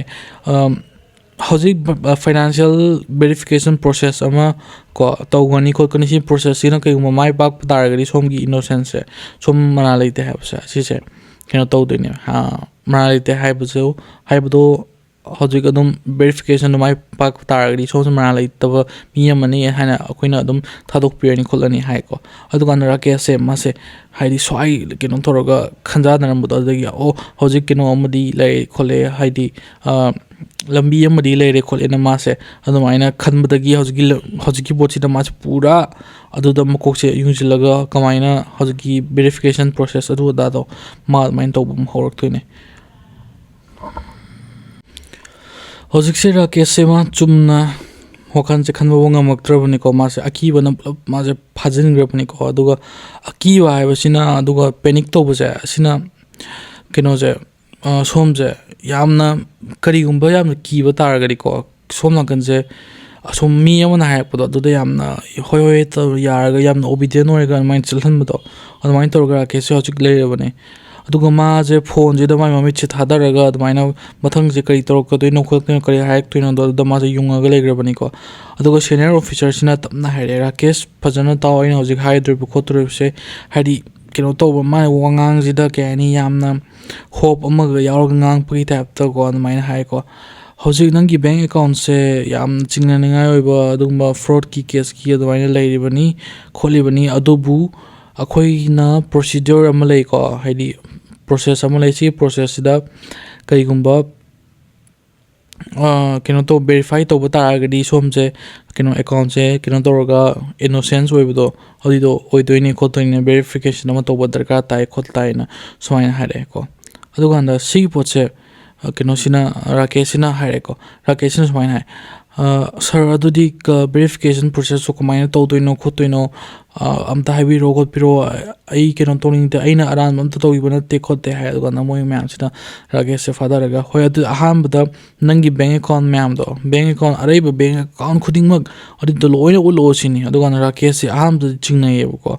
haidi sigi potse bank account hai ko tum dari bank account je personal yo politana adu maina hai ko tum dari ma se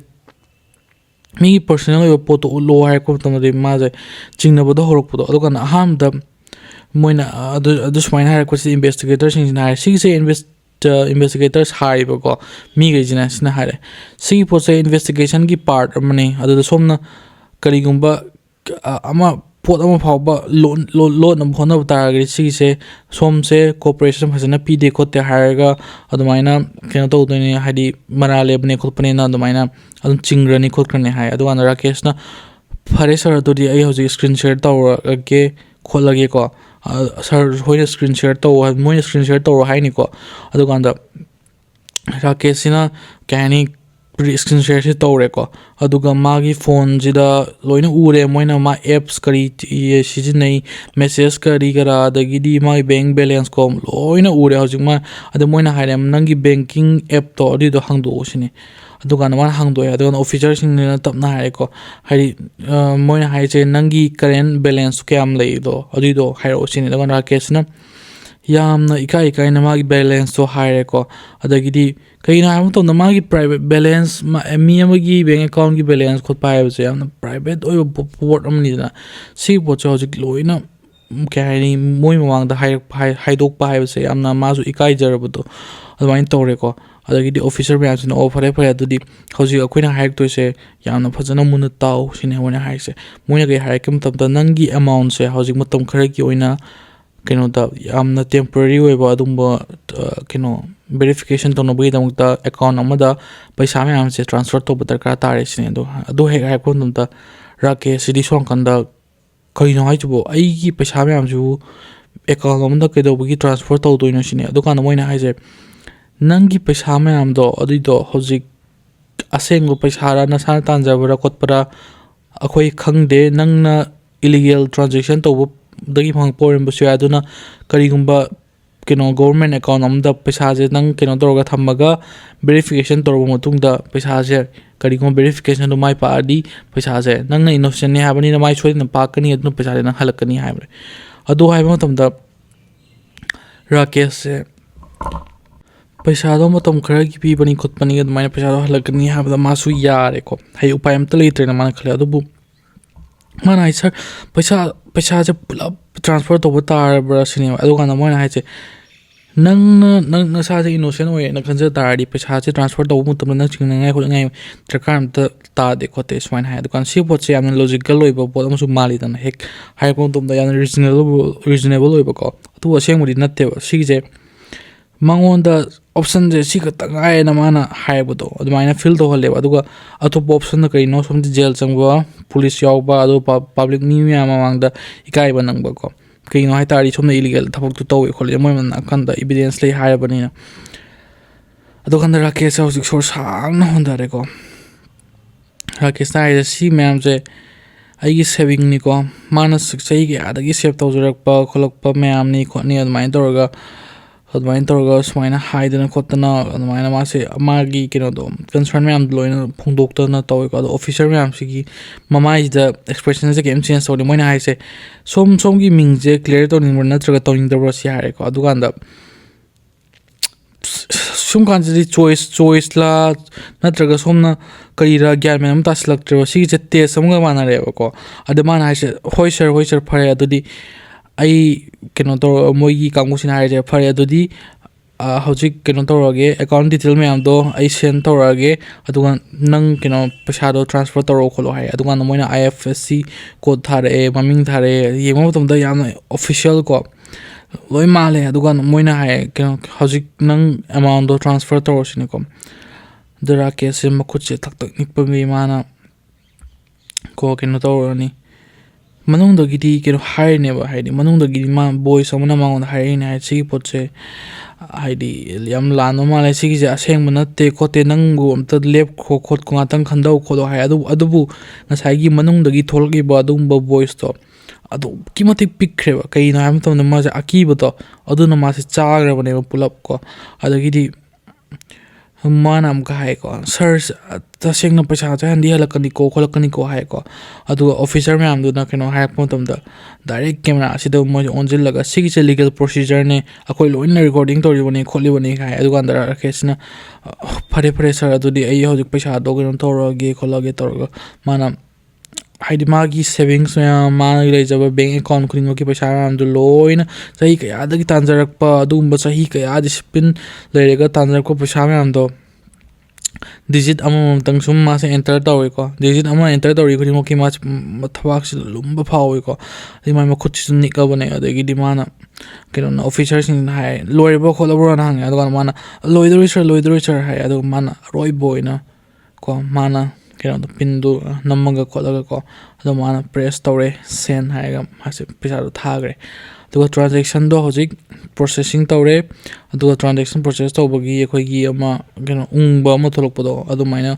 net ꯌꯥꯗꯕꯒꯤ ꯇꯥꯏꯞꯇ ꯎꯪꯕꯤꯗꯣ ꯑꯗꯨꯃꯥꯏꯅ ꯇꯧꯔꯒ processing ꯇꯧꯔꯒ ꯁꯨꯝ ꯊꯣꯛꯂꯛꯑꯦ ꯑꯗꯨꯒ ꯉꯥꯛꯇꯪ ꯂꯩꯔꯒ ꯇ꯭ꯔꯥꯟꯖꯦꯛꯁꯟ ꯁꯛꯁꯦꯁꯐꯨꯜ ꯍꯥꯏꯔꯛꯑꯦꯀꯣ ꯍꯧꯖꯤꯛ ꯄꯩꯁꯥꯁꯦ ꯂꯣꯏꯅ ꯁꯣꯝ ꯅꯥꯀꯟꯗ ꯆꯠꯈ꯭ꯔꯕꯅꯤ ꯑꯗꯨꯀꯥꯟꯗ ꯔꯥꯀꯦꯁꯁꯦ ꯁꯣꯔ ꯁꯥꯡꯅ ꯑꯃꯨꯛ ꯍꯣꯟꯗꯣꯛꯑꯦ ꯁꯣꯔꯁꯦ ꯀꯩ ꯍꯥꯏꯅꯤ ꯔꯤꯂꯤꯐꯀꯤ ꯍꯣꯡꯗꯣꯛꯄ ꯅꯠꯇꯦꯀꯣ ꯌꯥꯝꯅ ꯃꯥꯁꯦ ꯀꯩ ꯍꯥꯏꯅꯤ ꯒ꯭ꯌꯥꯟ ꯑꯃ ꯇꯥꯗ꯭ꯔꯕꯗꯣ ꯃꯥꯏ ꯋꯥꯈꯜꯗꯗꯤ ꯑꯗꯨꯕꯨ ꯄꯩꯁꯥꯗꯤ ꯊꯥꯗꯣꯛꯈ꯭ꯔꯕꯅꯤ ꯈꯣꯠꯂꯛꯄ ꯇꯧꯔꯒꯀꯣ ꯑꯗꯣ ꯑꯣꯐꯤꯁꯔꯁꯤꯡꯁꯤꯅ ꯍꯥꯏꯌꯦ ꯑꯗꯨꯝ ꯐꯔꯦ ꯑꯗꯨꯗꯤ ꯍꯧꯖꯤꯛ ꯚꯦꯔꯤꯐꯤꯀꯦꯁꯟ ꯇꯧꯔꯤ ꯈꯣꯠꯂꯤ ꯑꯗꯨꯝ ꯀꯣꯜꯗ ꯑꯗꯨꯝ ꯂꯩꯌꯨꯀꯣ ꯈꯣꯠꯂꯨꯀꯣ ꯍꯥꯏ ꯑꯗꯨꯀꯥꯟꯗ ꯃꯣꯏꯅ ꯀꯣꯜꯁꯤꯁꯨ ꯁꯨꯝ ꯂꯩꯌꯦ ꯑꯗꯨꯀꯥꯟꯗ ꯃꯤꯅꯤꯠ ꯃꯌꯥꯝ ꯍꯧꯈ꯭ꯔꯦ ꯑꯗꯩꯗꯤ ꯃꯤꯅꯤꯠ 10 ꯀꯨꯟꯃꯨꯛ ꯁꯨꯝ ꯍꯧꯖꯤꯜꯂꯦ ꯑꯗꯨꯀꯥꯟꯗ ꯍꯦꯛ ꯀꯩꯅꯣꯝꯃ ꯁꯨꯝ ꯌꯥꯝꯅ ꯑꯣꯠ ꯑꯣꯏꯕ ꯄꯣꯠ ꯑꯃ ꯊꯣꯛꯂꯛꯑꯦꯕ ꯑꯣꯐꯤꯁꯔꯁꯤꯡꯁꯦ ꯇꯨꯃꯤꯟ ꯇꯨꯃꯤꯟ ꯂꯩꯈꯠꯂꯛꯑꯦꯕ ꯍꯧꯖꯤꯛꯇꯤ ꯉꯁꯥꯏ ꯃꯉꯣꯟꯗ ꯋꯥꯔꯤ ꯁꯥꯗꯅ ꯈꯣꯠꯇꯅ ꯄꯩꯁꯥꯁꯤ ꯇ꯭ꯔꯥꯟꯁꯐꯔ ꯇꯧꯗ꯭ꯔꯤꯉꯩꯗꯗꯤ ꯇꯧꯔꯝꯕ ꯃꯌꯥꯝꯗꯣ ꯍꯧꯖꯤꯛ ꯇꯨꯃꯤꯟ ꯇꯨꯃꯤꯟ ꯂꯩꯈꯠꯄ ꯑꯗꯨꯃꯥꯏꯅ ꯍꯧꯔꯛꯑꯦ ꯑꯗꯩꯗꯤ ꯃꯥꯒ ꯋꯥꯔꯤꯒꯥꯁꯦ ꯏꯁꯥ ꯁꯥꯗꯕꯤꯀꯣ ꯑꯗꯩꯗꯤ ꯀꯩꯅꯣꯁꯤ ꯔꯥꯀꯦꯁꯁꯤꯅ ꯑꯃꯨꯛ ꯍꯪꯉꯦꯀꯣ ꯁꯥꯔ ꯀꯌꯥꯝ ꯀꯨꯏꯅ ꯆꯪꯗꯣꯏꯅꯣ ꯈꯣꯠꯇꯣꯏꯅꯣ ꯍꯥꯏ ꯀꯥꯟꯗꯀꯣ ꯑꯟꯁꯔꯁꯦ ꯑꯝꯇ ꯈꯨꯝꯃꯛꯇ꯭ꯔꯦꯕ ꯃꯣꯏꯁꯤꯅ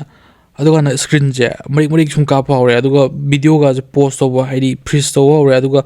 ꯀꯣꯜꯁꯦ ꯀꯛꯈ꯭ꯔꯦꯕ ꯍꯥꯏꯗꯤ ꯋꯥꯔꯅꯤꯡ ꯑꯝꯇ ꯍꯥꯏꯔꯝꯗꯕ ꯒꯨꯗ ꯕꯥꯏꯒ ꯑꯝꯇ ꯍꯥꯏꯔꯝꯗꯅꯀꯣ ꯑꯦꯛꯁꯄ꯭ꯂꯦꯅꯦꯁꯟ ꯀꯩꯝꯇ ꯄꯤꯔꯛꯇꯅ ꯇꯨꯃꯤꯟꯅ ꯀꯣꯜꯁꯤ ꯀꯛꯈ꯭ꯔꯦ ꯑꯗꯨꯀꯥꯟꯗ ꯔꯥꯀꯦꯁꯁꯤꯅ ꯐꯣꯟꯁꯤꯗ ꯇꯨꯃꯤꯟꯅ ꯌꯦꯡꯉꯦ ꯑꯗꯨꯒ ꯃꯥꯅ ꯉꯥꯛꯇꯪ ꯉꯥꯏꯔ ꯌꯦꯡꯉꯦ ꯅꯦꯠꯋꯥꯛ ꯌꯥꯗꯕ ꯑꯣꯏꯔꯝꯕꯁꯨ ꯌꯥꯏ ꯅꯠꯇ꯭ꯔꯒ ꯃꯣꯏ ꯀꯣꯜ ꯇꯧꯔꯛꯀꯅꯤꯗ ꯁꯤꯒꯤ ꯄꯣꯠꯁꯦ ꯍꯥꯏꯗꯤ ꯑꯁ ꯅꯣꯔꯃꯦꯜꯅꯤꯗ ꯅꯦꯠꯋꯥꯛ ꯌꯥꯗꯕ ꯑꯣꯏꯔꯝꯕꯁꯨ ꯌꯥꯏ ꯈꯣꯠꯄ ꯃꯥꯁꯤ ꯉꯥꯛꯇꯪ ꯉꯥꯏꯔꯝꯃꯦ ꯃꯤꯅꯤꯠ ꯑꯃ ꯉꯥꯏꯔ ꯑꯅꯤ ꯉꯥꯏꯔ ꯃꯤꯅꯤꯠ 5 ꯉꯥꯏꯔꯝꯃꯦ ꯀꯣꯜ ꯑꯝꯇ ꯇꯧꯔꯛꯈꯤꯗ꯭ꯔꯦ ꯃꯥꯅ ꯀꯣꯜ ꯇꯧꯅꯕꯁꯨ ꯍꯣꯠꯅꯩ ꯅꯝꯕꯔꯁꯦ ꯁ꯭ꯋꯤꯆ ꯑꯣꯐ ꯂꯩꯈ꯭ꯔꯦꯕ ꯑꯃꯨꯛ ꯍꯧꯖꯤꯛ ꯑꯗꯩ ꯃꯥꯁꯦ ꯃꯊꯕꯥꯛꯁꯦ ꯆꯣꯡꯕ ꯍꯧꯔꯦ ꯌꯥꯝ ꯀꯟꯅ ꯊꯃꯣꯏ ꯇꯛ ꯇꯛ ꯇꯛ ꯇꯛ ꯆꯣꯡꯕ ꯍꯧꯔꯦ ꯃꯥꯏ ꯕꯦꯡ ꯑꯦꯞꯁꯦ ꯍꯥꯡꯗꯣꯛꯑ ꯌꯦꯡꯉꯦ ꯔꯤꯐ꯭ꯔꯦꯁ ꯇꯧꯔꯒ ꯕꯦꯂꯦꯟꯁ ꯌꯦꯡꯉꯦ ꯕꯦꯂꯦꯟꯁ 0 ꯂꯩꯔꯝꯃꯦꯀꯣ ꯁꯤꯗꯅꯦꯕ ꯃꯥꯅ ꯈꯪꯉꯛꯇꯣꯏꯁꯦ ꯀꯔꯤꯅꯣ ꯍꯥꯏꯕ ꯃꯇꯝꯗ ꯑꯣꯐꯤꯁꯔꯁꯤꯡꯗꯣ ꯑꯁꯦꯡꯕ ꯑꯣꯐꯤꯁꯔ ꯅꯠꯇꯦ investigation तौरीने हाबदो असेंग Amrut verification गादो करीमत verification तौब नते my पैसादो हलारोइदबो पैसानी मादो स्कैमरना लौरबो पैसानी नमासे खले अदुगांदा के हाइनी सेकेंड खरदी मासे फम्मगा लेको हाइ लेंगबो ngамद्रे मासे वा गांगबो ngамद्रे हाइदि ममित पावो खुप्तना मासे तुमिन्ना ब्लैंक चलगा लेको गातंग अदे माय ब्रेन जिना खाइदि करी तौरिबदो थोखरिबदो करिनोना मासे कैचअप तौनु होने अदुगांदा मान खले सिजे उथोकपा यादिदा खुते आइबु अदे आइजे असेंगबा आइना तु सुमाइन तौगुद्र खोकद्र मा चिंगनबो अदमाइना मसाद फाउजरे हाइदि मादो साइना असेंगबा मिजे नंग नॉर्मल ओइबा तारागदि मागी डिसीजन लौरिबा म्याम अमत लौरोइबा माजे केनो तौबनेबा कियनबदो अदमाइन तौरगा मोइजे मैनिपुलेशन तौबा हाइबा दुंबा कोन आर्टिस्ट नाक्तनेबा तौइदो अदमाइन कियनबगी माजे अदमाइना डिसीजन जो लौगिबनेबा अदगिदि माना एप्स द चंगागा मासे केनो तौवे रिफ्रेश तौवे अमुरक तौवे अनिरक तौवे अहुमलक तौवे असai नंबर दो अदुम थोलक्तबिदा 0 अदुम लेरेको अदगिदि मागी मखुद मसागाजे हौजक्ति पुंगिंग इंजिन बहौरे हाइदि मखुददा ई थौं चेंदरबगी टाइपतगा हौरेको अदगिदि माना खले सिजे अंगतंगी ओरमबसु याइदा हाइदि मा मसाग मथंदा काम डाउन तौनबद हाइजेको हाइदि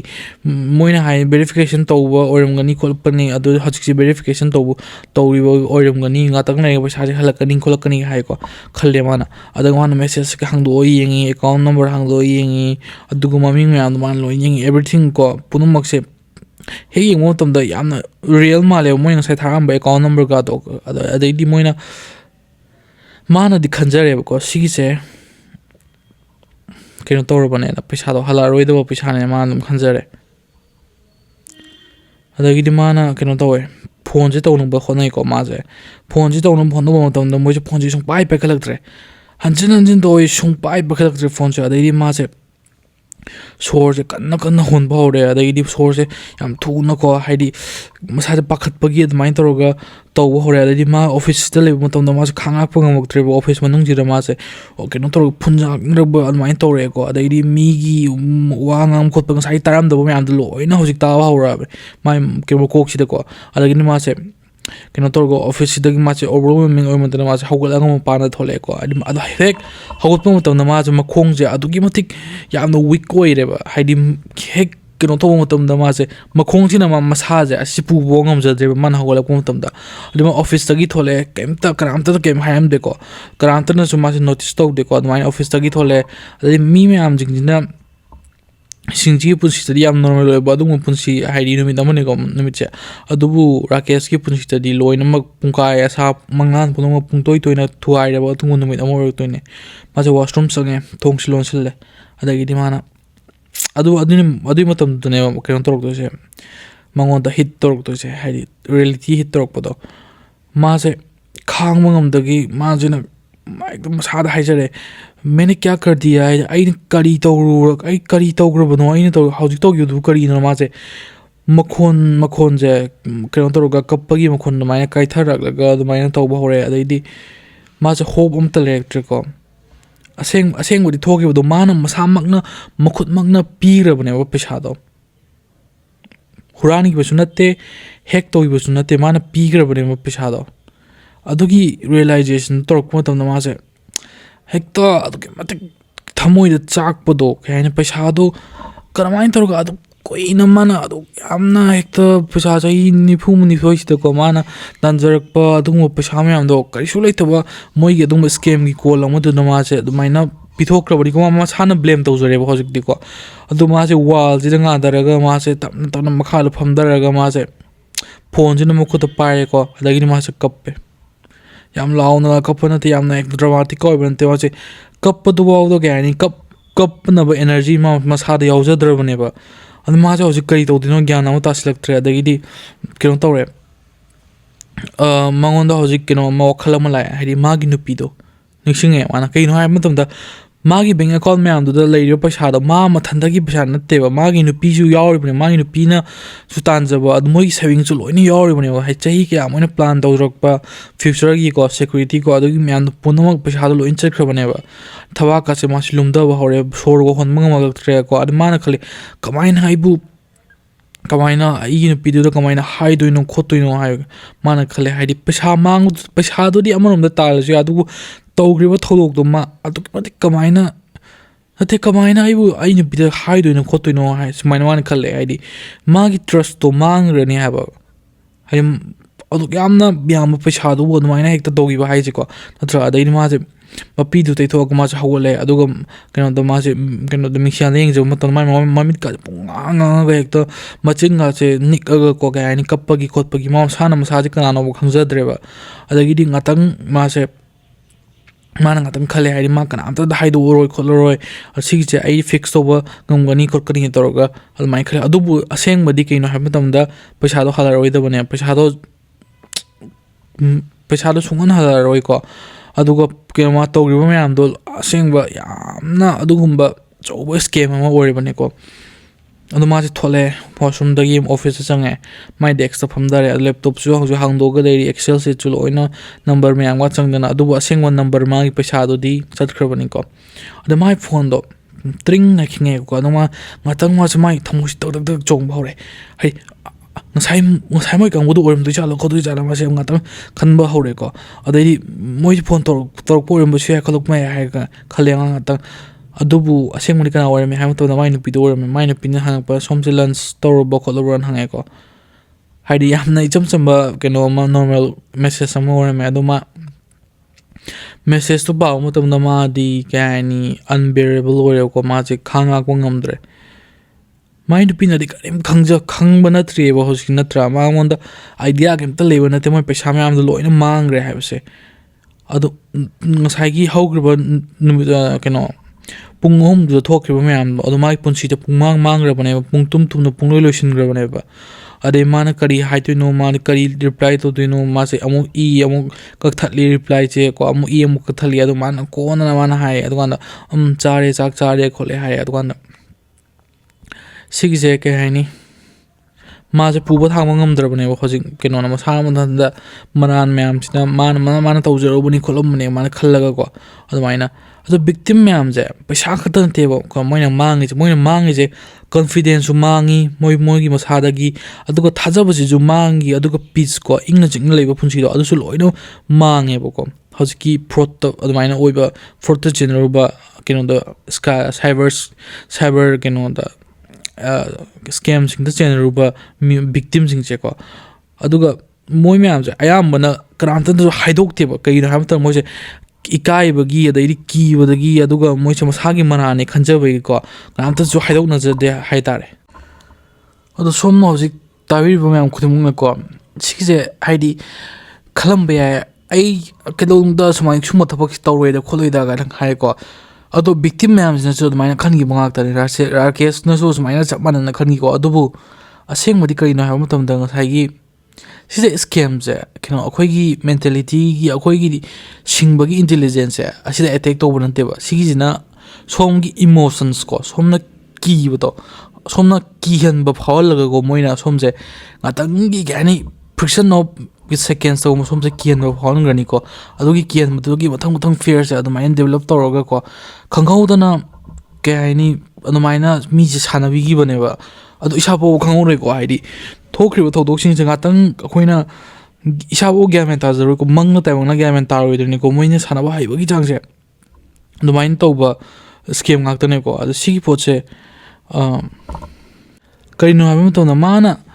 ꯃꯣꯏꯅ ꯉꯁꯥꯏꯒꯤ ꯐꯣꯟꯗꯣ ꯃꯣꯏꯅ ꯍꯦꯛ ꯇꯧꯕ ꯅꯠꯇꯦꯕ ꯅꯠꯇ꯭ꯔꯥ ꯑꯗꯨꯒ ꯀꯩꯅꯣ ꯇꯧꯕꯁꯨ ꯅꯠꯇꯦ ꯉꯁꯥꯏꯒꯤ ꯃꯉꯣꯟꯗ ꯑꯗꯨꯃꯥꯏꯅ ꯇꯧꯔꯒ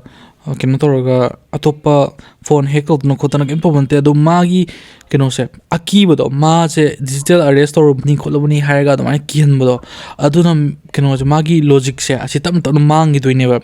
ꯂꯣꯖꯤꯛꯁꯦ ꯃꯥꯡꯈ꯭ꯔꯒ ꯍꯧꯖꯤꯛ ꯑꯀꯤꯕꯗꯨꯅ ꯀꯩꯅꯣ ꯆꯥꯁꯤꯟꯈ꯭ꯔꯕ ꯃꯇꯨꯡꯗ ꯃꯥꯒꯤ ꯃꯤꯅ ꯍꯥꯏꯔꯛꯄꯈꯩꯗꯣ ꯑꯗꯨꯗꯣ ꯃꯤꯉꯣꯟꯗ ꯂꯣꯏꯅ ꯊꯥꯖꯕꯁꯦ ꯊꯝꯈ꯭ꯔꯒ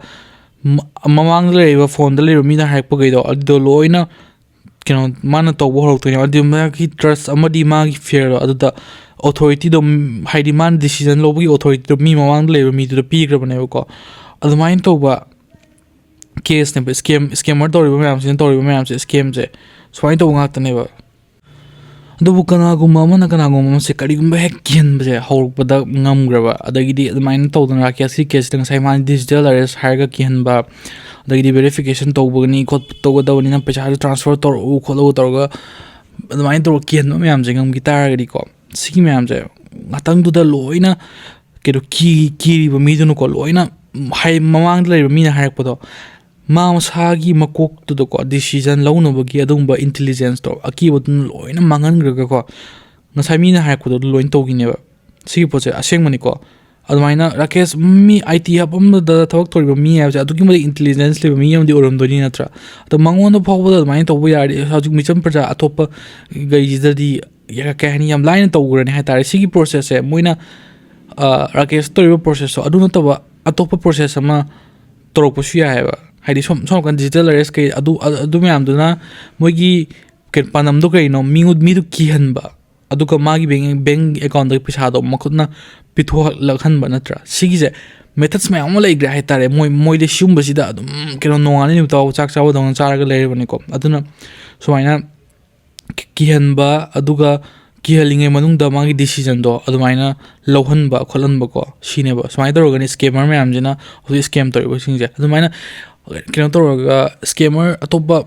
ꯃꯈꯜ ꯃꯌꯥꯝ ꯑꯃ ꯂꯩꯈ꯭ꯔꯦꯀꯣ ꯐꯣꯟꯗ ꯇꯧꯔꯛꯑꯒ ꯁ꯭ꯀꯦꯝ ꯇꯧꯕ ꯑꯗꯒꯤꯗꯤ ꯀ꯭ꯌꯨ ꯑꯥꯔ ꯀꯣꯗꯇ ꯁ꯭ꯀꯦꯝ ꯇꯧꯕ ꯑꯗꯩ ꯃꯦꯁꯦꯖ ꯂꯥꯛꯄ ꯃꯇꯝꯗ ꯃꯦꯁꯦꯖꯇꯣ ꯑꯩꯈꯣꯏꯅ ꯆꯪꯉꯨꯕ ꯂꯤꯡꯛꯇꯨꯗ ꯆꯪꯉꯨꯕ ꯃꯇꯝꯗ ꯁ꯭ꯀꯦꯝ ꯇꯧꯈꯤꯕ ꯈꯣꯠꯈꯤꯕ ꯑꯗꯨꯃꯥꯏꯅ ꯇꯧꯔꯒ ꯀꯩ ꯍꯥꯏꯅꯤ ꯑꯗꯒꯤꯗꯤ ꯀꯩꯅꯣꯒꯤ ꯁꯣꯝꯒꯤ ꯐꯣꯇꯣꯁꯤꯡ ꯑꯗꯨꯃꯥꯏꯅ ꯇꯧꯔꯒ ꯀꯩꯅꯣꯗ ꯑꯩꯈꯣꯏ ꯈꯨꯠꯇ ꯂꯩꯔꯦ ꯑꯗꯨ ꯇꯥꯔꯗꯤ ꯄꯩꯁꯥꯁꯤꯡꯒ ꯄꯤꯔꯣ ꯅꯠꯇ꯭ꯔꯗꯤ ꯐꯣꯇꯣꯁꯦ ꯂꯣꯏꯅ ꯍꯧꯖꯤꯛ ꯚꯥꯏꯔꯦꯜ ꯑꯣꯏꯔꯛꯑꯅꯤ ꯈꯣꯠꯂꯅꯤꯒ ꯍꯥꯏꯕꯒꯨꯝꯕ ꯍꯥꯏꯗꯤ ꯃꯤꯒꯤ ꯐꯤꯌꯔꯀꯣ ꯃꯥꯒꯤ ꯗꯤꯄꯦꯁ ꯐꯤꯌꯔꯗꯣ ꯑꯗꯨꯗꯣ ꯄꯨꯊꯣꯛꯑꯒ ꯁꯥꯟꯅꯕꯁꯦ ꯑꯁꯤꯀꯥꯟꯗꯅꯦꯕ ꯉꯁꯥꯏꯒꯤ ꯗꯤꯁꯤꯖꯟ ꯂꯧꯕꯗꯣ ꯉꯝꯃꯛꯇꯕꯗꯒꯤ ꯉꯁꯥꯏꯒꯤ ꯑꯍꯥꯏꯕ ꯇꯧꯔꯒ ꯄꯩꯁꯥꯒꯤꯁꯦ ꯂꯣꯏꯅ ꯂꯧꯊꯣꯛꯈ꯭ꯔꯒ ꯑꯗꯨꯃꯥꯏꯅ ꯃꯥꯡꯉꯤꯁꯦ ꯑꯗꯒꯤꯗꯤ ꯈꯔ ꯑꯃꯅ ꯀꯩꯅꯣ ꯐ꯭ꯔꯣꯗꯁꯤꯗ ꯀꯃꯥꯏꯅ ꯇꯧꯒꯜꯂꯦ ꯍꯥꯏꯕ ꯃꯇꯝꯗ ꯌꯥꯝꯅ ꯁꯣꯝꯁꯦ ꯏꯃꯣꯁꯅꯦꯜꯂꯤ ꯌꯥꯝꯅ ꯚꯜꯅꯔꯦꯕꯜ ꯑꯣꯏꯕ ꯃꯇꯝ ꯍꯥꯏꯗꯤ ꯁꯣꯝꯒꯤ ꯌꯥꯝ ꯅꯨꯡꯁꯤꯔꯕ ꯃꯤ ꯑꯃꯀꯣ ꯏꯃꯨꯡ ꯃꯅꯨꯡꯒꯤ ꯃꯤ ꯑꯃ ꯃꯥꯒꯤ ꯏꯃꯨꯡ ꯃꯅꯨꯡ ꯃꯤ ꯑꯃ ꯂꯩꯇ꯭ꯔꯦꯅ ꯈꯜꯂꯣ ꯍꯣꯁꯄꯤꯇꯥꯜꯗꯀꯣ ꯑꯗꯒꯤꯗꯤ ꯁꯣꯝꯁꯦ ꯍꯧꯖꯤꯛ ꯌꯥꯝꯅ ꯀꯞꯇꯅ ꯈꯣꯠꯇꯅ ꯑꯗꯨꯃꯥꯏꯅ ꯇꯧꯕ ꯃꯇꯝꯅꯤ ꯅꯠꯇ꯭ꯔꯥ ꯑꯁꯤ ꯃꯇꯝꯁꯤꯗ ꯁꯣꯝ ꯅꯥꯀꯟꯗ ꯁꯣꯝꯗ ꯀꯣꯜ ꯑꯃ ꯂꯥꯛꯑꯦꯕ ꯑꯩꯈꯣꯏ ꯐ꯭ꯌꯨꯅꯔꯦꯜꯒꯤ ꯁꯥꯔꯚꯤꯁꯀꯤ ꯃꯤꯈꯩꯅꯦ ꯀꯩꯅꯣ ꯇꯧꯕꯅꯦ ꯄꯩꯁꯥꯁꯤꯡꯈꯩꯁꯤꯗ ꯁꯣꯝꯒꯤ ꯀꯩꯅꯣꯒꯤ ꯔꯤꯂꯦꯇꯤꯞꯀꯤ ꯂꯞ ꯋꯥꯟꯁꯀꯤ ꯐ꯭ꯌꯨꯅꯔꯦꯜꯗ ꯇꯧꯕꯤꯕ ꯈꯣꯠꯄ ꯌꯥꯒꯅꯤ ꯑꯗꯨꯅ ꯁꯣꯝꯁꯦ ꯕꯨꯛ ꯇꯧꯁꯟꯕꯤꯌꯨ ꯈꯣꯠꯂꯕꯤꯌꯨ ꯇꯧꯔꯀꯣ ꯀꯥꯟꯗ ꯉꯁꯥꯏꯒꯤ ꯃꯥꯗꯣ ꯔꯦꯁꯄꯣꯟꯁꯤꯕꯤꯂꯤꯇꯤꯗꯣ ꯇꯧꯅꯤꯡꯕꯒꯤ ꯃꯥꯁꯦ ꯑꯗꯨꯃꯥꯏꯅ ꯏꯃꯣꯁꯅꯦꯜꯅ ꯊꯨꯝꯍꯠꯂꯒ ꯂꯩꯕ ꯃꯇꯝꯗꯨꯗꯗꯤ ꯃꯥꯗꯣ ꯀꯩꯅꯣ ꯇꯧꯋꯤꯗꯅ ꯍꯥꯏꯗꯤ ꯋꯥꯈꯟꯗꯣ ꯈꯟꯗꯕ ꯉꯝꯗꯦꯗꯅ ꯑꯗꯨꯅ ꯁꯣꯏꯗꯅ ꯀ꯭ꯂꯤꯛ ꯇꯧꯔꯨꯔꯣ ꯑꯗꯨꯀꯥꯟꯗ ꯀ꯭ꯂꯤꯛ ꯇꯧꯔꯨꯕ ꯃꯇꯝꯗ ꯃꯣꯏꯅ ꯍꯥꯏꯗꯤ ꯗꯤꯄꯣꯖꯤꯠ ꯇꯧꯕꯒꯤ 500 ꯗꯤꯄꯣꯖꯤꯠ ꯇꯧꯋꯣ ꯈꯣꯠꯂꯣꯒ ꯍꯥꯏꯔꯛꯇꯣꯏꯅꯤꯀꯣ ꯑꯗꯨꯀꯥꯟꯗ ꯍꯥꯏꯗꯤ ꯀꯩ ꯍꯥꯏꯅꯤ 500 ꯏꯠꯁ ꯅꯣꯠ ꯑ ꯕꯤగ్ ꯑꯦꯃꯥꯎꯟ ꯀꯣ ꯃꯣꯏꯅ ꯈꯟꯗꯣꯏꯁꯦ ꯑꯗꯨꯀꯥꯟꯗꯀꯣ ꯗꯤꯄꯣꯖꯤꯠ ꯇꯧꯕꯅ ꯐꯔꯦ ꯈꯣꯠꯂꯦ ꯍꯥꯏꯗꯤ ꯐ꯭ꯌꯨꯅꯔꯦꯜꯁꯦ ꯐꯖꯅ ꯇꯧꯈꯤꯕ ꯈꯣꯠꯈꯤꯕꯀꯣ ꯑꯗꯨꯃꯥꯏꯅ ꯃꯣꯏꯁꯦ ꯈꯜꯂꯒ ꯗꯤꯄꯣꯖꯤꯠ ꯇꯧꯕ ꯃꯇꯝꯗ ꯁꯣꯝ ꯅꯥꯀꯟꯗ ꯄꯤꯟ ꯅꯝꯕ ꯉꯥꯏꯕ ꯂꯩꯕꯗꯨꯅ 500ꯇꯨ ꯅꯠꯇꯕꯀꯣ ꯑꯦꯀꯥꯎꯟꯒꯤ ꯗꯤꯇꯦꯜꯁ ꯄꯨꯝꯅꯃꯛꯇꯣ ꯂꯣꯏꯅ ꯆꯠꯈ꯭ꯔꯗꯣꯏꯅꯦꯕ ꯑꯗꯨꯃꯥꯏꯅ ꯇꯧꯔꯒ ꯃꯤꯁꯦ ꯏꯃꯣꯁꯅꯦꯜꯂꯤ ꯚꯜꯅꯔꯦꯕꯜ ꯑꯣꯏꯕ ꯑꯗꯨ ꯃꯤꯁꯦ ꯀꯤꯍꯟꯕ ꯑꯗꯨꯃꯥꯏꯅ ꯇꯧꯔꯒ ꯃꯤꯒꯤ ꯀꯩ ꯍꯥꯏꯅꯤ ꯁꯣꯝꯅ ꯐꯅ ꯁꯤꯡ ꯇꯥꯔꯒꯁꯨ ꯃꯤꯒꯤ ꯏꯃꯣꯁꯅꯦꯜꯁꯦ ꯑꯁꯤꯗ ꯁꯥꯟꯅꯕꯤꯔꯒ ꯑꯗꯨꯃꯥꯏꯅ ꯁ꯭ꯀꯦꯝꯁꯦ ꯇꯧꯋꯦ ꯍꯥꯏꯇꯥꯔꯦ ꯁ꯭ꯀꯦꯃꯔꯁꯤꯡꯁꯤꯅ ꯑꯗꯨ ꯇꯥꯔꯗꯤ ꯆꯦꯛꯁꯤꯟꯕꯤꯒꯗꯕꯁꯦ ꯁꯣꯝꯅ ꯀꯔꯤꯒꯨꯝꯕ ꯀꯩ ꯍꯥꯏꯅꯤ ꯀꯣꯜ ꯑꯃ ꯂꯥꯛꯑꯕꯀꯣ ꯀꯣꯜ ꯑꯃ ꯂꯥꯛꯄ ꯃꯇꯝꯁꯤꯗ ꯀꯣꯜꯁꯤꯗ ꯑꯗꯨꯒꯨꯝꯕꯅꯦ ꯔꯥꯀꯦꯁꯀꯤ ꯀꯦꯁꯁꯤꯗ ꯁꯨꯃꯥꯏꯅ ꯇꯧꯔꯒ ꯀꯣꯜꯁꯤꯗ ꯑꯩꯈꯣꯏ ꯁꯥꯏꯕꯔ ꯀ꯭ꯔꯥꯏꯝꯒꯤ ꯑꯗꯨꯅꯤ ꯑꯗꯥꯅꯤ ꯇꯧꯔꯒ ꯈꯣꯠꯂꯒ ꯁꯨꯃꯥꯏꯅ ꯇꯧꯔꯛꯄ ꯃꯇꯝꯗ ꯀꯣꯜꯁꯦ ꯀꯛꯊꯠꯄꯤꯀꯣ ꯊꯨꯅꯀꯣ ꯍꯥꯏꯗꯤ ꯀꯔꯤꯒꯨꯝꯕ ꯑꯍꯥꯟꯕꯒꯤ ꯁꯣꯝꯒꯤ ꯄꯨꯛꯅꯤꯡꯗꯒꯤ ꯊꯣꯛꯂꯛꯄ manungdagi tholokpa asengba word to aduna asengba khonjel amadi tholaidana sigi aran mali he kharakputo adu matamduda phone no ka thatpigo adu yaragadi screenshot amala hoba ngasai mi dugi ko report to yana ko almain toroga gani nangna karigumba call tu adum leidariba gai moidi ne soma kanda train to bada loirabane mi je kamaina manipulate tokni ha matamda ko aduna call si de sungai leidadaba call si ek drop ka somna fraud mala ba adum ka thatpiro hai tare ko fana chinbo ai mana fana adu da haga somje kinna bonaro ko ki dana ko ngatangi fraction of seconds to decision do lobiro adu ko je ka thatpiyo ko adumai torga som safe oina ba adumai hona je khot se ko sumaina ra case ki case yamna no ai tawa adu ma gi punsi gi pulap savings gi loina mangre ko adu targa ju matung tarak ma gi case na khoida kya ni mit pang thok poina ko adumai torga som ma'am पुनमो चेक्सिन लगा लेबियो खोलो अदो हजिकान दे scammer ma'am थोए को scam ma'am अम लेरे खोले अदुना ma'am सुप्लब चेक्सिन लगा अदवाइना फोन दा किंग फ्रॉड स्कैम मान तारागडी को अदुम रिपोर्ट सु तोबियो अदुगा किनो तोबियो हाइदारे follow tobirunu haitare aduguma poching do ado ngasigi wari se matang swai losinjarage ado mayamna ai channel support tobi boina subscribe tobiramu mathangi wari lakmo tonda khangnaba notification sing do on tobiramu aduga ke wari libo tonda ke ani soigi langkyo mayam yoros mayam nanga piro ko ado keno toroga comment khar tobiramu adum ado mathangi wari da mo thangarse ko ngasigi swai losinjarage